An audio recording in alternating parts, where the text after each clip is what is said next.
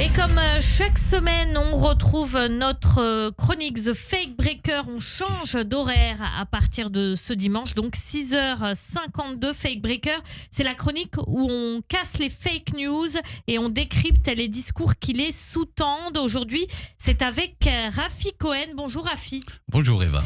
Il y a quelques jours a eu lieu la 10e commémoration des attentats contre Charlie Hebdo et l'hypercacher dont les meurtriers étaient soutenus par des pays musulmans comme le Yémen, mais aussi le Qatar et l'Iran. Est-ce qu'Israël est condamné à rester éternellement la seule démocratie entourée de dictatures ? Eh bien, c'est assez ardu de répondre à cette question aujourd'hui entre cette période de commémoration des attentats et l'insoutenable attente de la libération des otages israéliens qui commencera aujourd'hui même, on l'espère bien. La question est de savoir si l'islam peut être compatible avec la démocratie et même avec la laïcité. Et ma réponse est oui, définitivement oui, car ce n'est qu'un choix politique. Dans le sens où ce choix, qui doit arriver à un moment de maturité historique sous-tendu par un modèle philosophique, c'est aux politiques de le faire advenir. Pourtant, on sait que religion et politique sont étroitement liés dans les pays arabes. Oui, on le sait parfaitement. Mais on sait aussi qu'il n'y a pas qu'un seul islam. Il y a des islams qui varient en fonction des philosophies et des époques, des pays et de leur politique. La pratique de l'islam au Maroc, par exemple, n'a pas grand-chose en commun avec celle d'Afghanistan. Et l'islam pratiqué par les Français musulmans n'a rien à voir avec celle d'Indonésie. Donc pour vous, l'islam est compatible avec ces évolutions, avec la démocratie ou même avec la laïcité ? Je vais donner des exemples qui sont particulièrement probants pour nous tous. Pendant la Seconde Guerre mondiale, la population albanaise, majoritairement musulmane, a sauvé tous les Albanais juifs. Pas un seul juif n'a été déporté, ils étaient albanais avant tout. Quelques mois auparavant, le grand moufti de Jérusalem échafaudait avec Hitler l'idée de la solution finale. Là, clairement, deux conceptions d'attitude de musulmans que tout oppose. Et n'oublions pas non plus que la grande mosquée de Paris a sauvé aussi des juifs pendant la Shoah. Alors peut-être pas autant qu'on a bien voulu le fantasmer, mais c'est un fait avéré qu'il est important de connaître et de diffuser. Là, vous nous parlez d'individualité au niveau global, philosophique. Qu'en est-il ?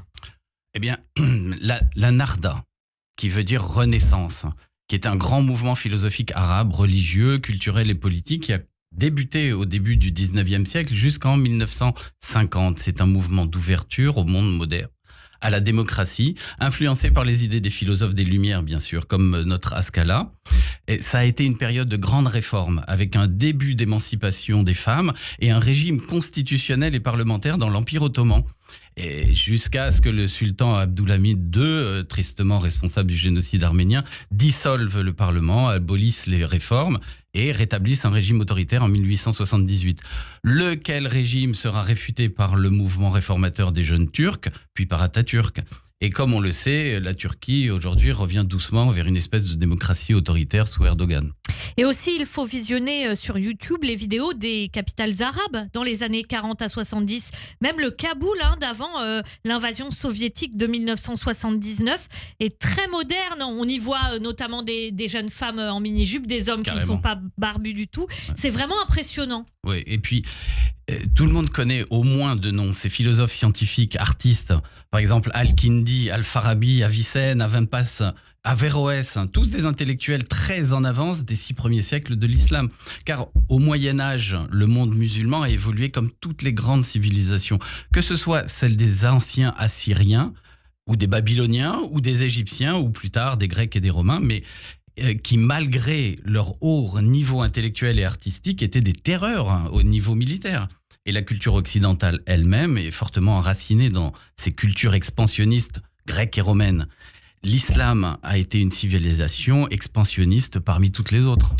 Et va-t-elle arriver au calme comme les autres, à une certaine harmonie démocratique ? Oui, je le pense, car c'est l'évolution naturelle des civilisations. Elles arrêtent leur expansion là où elles rencontrent un bloc de force supérieure ou égale. Pour l'islam, ça a été la France au 8e siècle, puis l'Espagne au 15e siècle, et à l'Est, l'Inde et la Chine.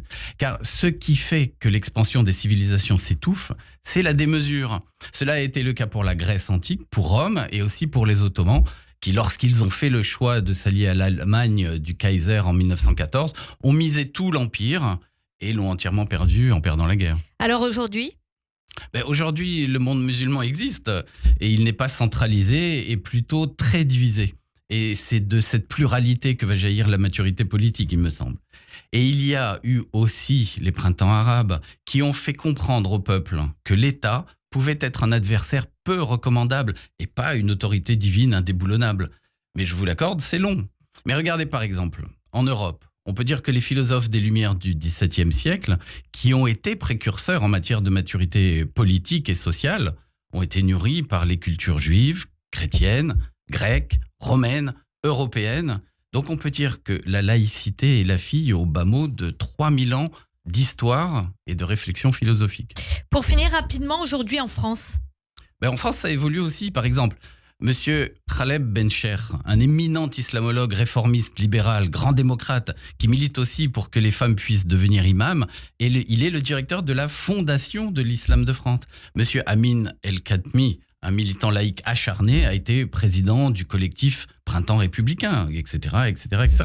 En fait, il faut s'intéresser et soutenir tous ces mouvements réformateurs, tous ces passeurs de réflexion culturelle et politique. Et nous avons aussi notre mot à dire. Encore une fois, la loi écrite de Moïse a été accompagnée de la loi orale. Ce n'est pas pour rien, c'est justement pour nous rappeler que rien n'est figé dans l'esprit humain, qui est en perpétuelle évolution. Et d'ailleurs, ce débat est un débat très important aussi en Israël sur les structures de l'État depuis 3 ans maintenant et qui est loin d'être conclu.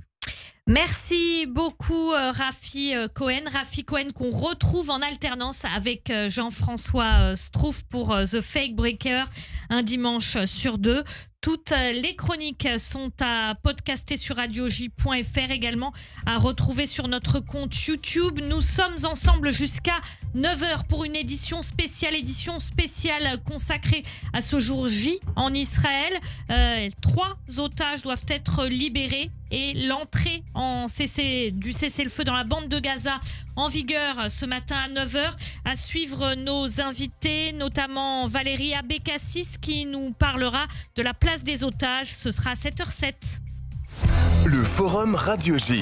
Retrouvez tous les dimanches à 14h10 le Forum.